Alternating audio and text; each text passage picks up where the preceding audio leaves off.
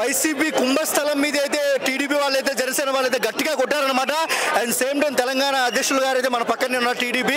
And మరిన్ని వివరాలు ఆయన అడిగి తెలుసుకుందాం. సార్ నమస్తే. నమస్తే అండి. 175 జగన్ అన్నారు. 170 వై నాట్ 170 అన్నారు కదా, ఈ రోజు చూపిస్తాం వై నాట్ 170 అని. మేము కూడా అదే పనిగా చెప్తున్నాము.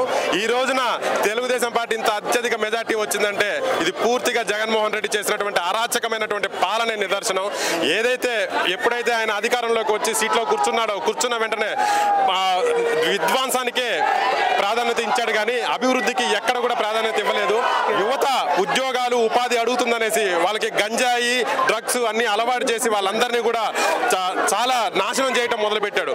అక్కడి నుంచే పత్రం మొదలైందని మీ అందరికీ మరొకసారి మళ్ళీ గుర్తు చేస్తున్నాము. ఇంకొకసారి కూడా ఇంకొక ఛాన్స్ అని చెప్పి ఎవడన్నా వస్తే మాత్రం చెప్పుతో కొట్టి జనాలు పంపిస్తారని చెప్పి అందరికీ మరొకసారి తెలియజేస్తున్నాం. 1973లో అంటే మంచి ఓటింగ్ జరిగింది. దాని తర్వాత ఎప్పుడు జరగలేదు. మళ్ళీ 2024లో జరిగింది. ఎందుకంటారు?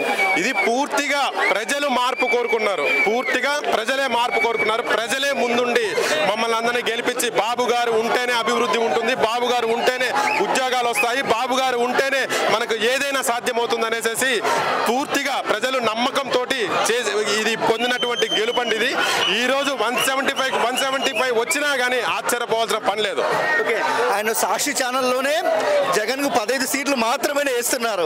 ఏంటి దానిపైన మీ ఒపీనియన్ ఏంటి? సాక్షి ఛానల్ అన్ని వేస్తారండి. సాక్షి ఛానల్ ఏమంటారు, తాజ్మహల్ వచ్చి హైదరాబాద్కి వచ్చిన కూడా వేస్తాడు. లేదంటే మరీ ఎక్కువ చేసిండు అనుకో తాజ్మహల్ కూడా కూల్చేసేసి కోట కట్టుకుంటాడు. అదే అటువంటివన్నీ జరుగుతుంటాయి. కాబట్టి సాక్షి ఛానల్ ఎవరు నమ్మడండి. అందరికీ తెలిసిందే సాక్షి ఛానల్ అంటే ఒక డమ్మీ ఛానల్. అది ఆయన సాక్షి ఛానల్ అని కూడా అనకూడదు. అది మన ఓన్ టీవీ అనమాట. ఆయన ఓన్ మన ఇంట్లో మన పెళ్లికి మన షూట్ ఎలా చేసుకుంటాం అట్లా చూసుకుంటాడు అంతే. అంతకు మించి వేరేదేం లేదు ఆ ఛానల్. అండ్ పవన్ కళ్యాణ్ గారు అన్నారు జగన్ ని అద్దాల పాతాళంలోకి తొక్కేస్తామని. పదాల పాతంలో కాదు, ఆల్రెడీ వెళ్ళిపోయాడు. ఇంకా కనపడ్డు చూడండి, లండన్కి వెళ్ళి మళ్ళీ ఇంకోసారి వేసుకుని వెళ్తాడు. ఇంకా కనపడిన కూడా కనపడ్డు. వాళ్ళ బ్యాచ్ ఎవరైతే ఉన్నారో వంశీ కానీ కొడాల నాని కానీ ఒక్కడు కూడా కనపడ్డు. ముఖ్యంగా మళ్ళీ ఒకసారి చెప్తున్నాం, ఈ ఆర్జీవి గారు ఎక్కడైనా దొరికితే మాత్రం తెలంగాణలోనే పాతేస్తాం. మళ్ళీ ఇంకొకసారి కూడా చెప్తున్నాము. సార్ ఇంకొక విషయానికి వస్తే రోజా గారి పరిస్థితి ఏంటి సార్? మరి రోజా అయిపోయిందండి. ఇంకా జబర్దస్త్ లో చేసుకోవడం, డాన్స్లు వేసుకోవడం, పాటలు పాడుకోవడం అదే. ఇంకా మళ్ళీ ఇంకోసారి నాగర్లో మొహం కూడా చూడదు. ప్రజల ముందు వచ్చి నిలబడేటటువంటి అర్హత కూడా కోల్పోయారు వాళ్ళు. వన్ వర్డ్ లో ఏం చెప్తారు టీడీపీ గురించి?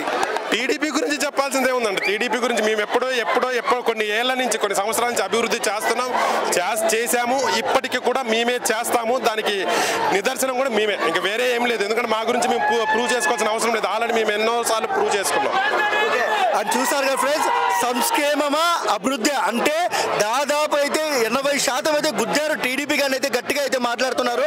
అండ్ సేమ్ టైం చూడండి అసలు తెలుగు జెండా అయితే ఇప్పుడైతే ప్రస్తుతానికి అయితే ఎగురుతుంది అనమాట. అండ్ జనసేన